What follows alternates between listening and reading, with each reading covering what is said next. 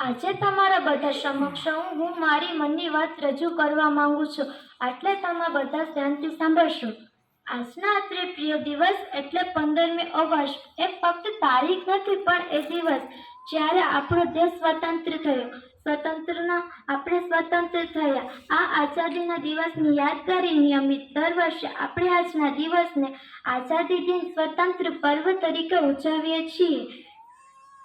જ્યારે આજે મને મારી મનની વાત કરવાનો મોકો મળ્યો છે, તો હું બધા સમક્ષ બૂમો પાડીને કહેવા માંગુ છું કે જેમ જન્મેલા બાળકને તેમના માતાનો ખોળો વધુ ગમે છે, તેમજ મને મારી શાળામાં ભણવું બહુ ગમે છે.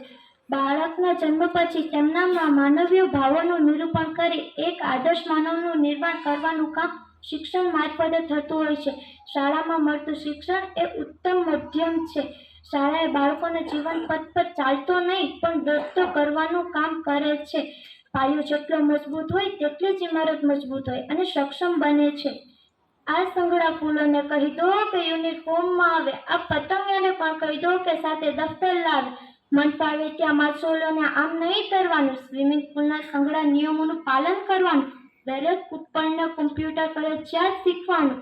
મેં પાડીને કહેવું છે કે આજે મને મારી શાળામાં ભણવું બહુ ગમે છે.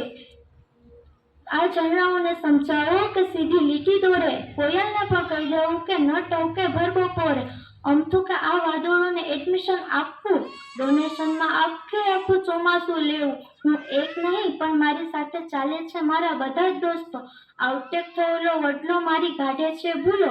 બૂમો પાડીને કહેવું છે કે આજે મને મારી શાળામાં ભણવું બહુ ગમે છે. મારા ઝટકાની રોનકને બાળકોનું ગર્વ. જ્યાં મળે ભવિષ્યના સપના જોવાનું પર્વ. મારા માતા પિતા અને સગાવાલા બેઉ આવા અનેરા પ્રસંગે જોઈ ત્યારે બૂમો પાડીને કહેવું છે કે આજે મને મારી શાળામાં ભણવું બહુ ગમે છે. જય હિન્દ, જય ભારત, અસ્તુ.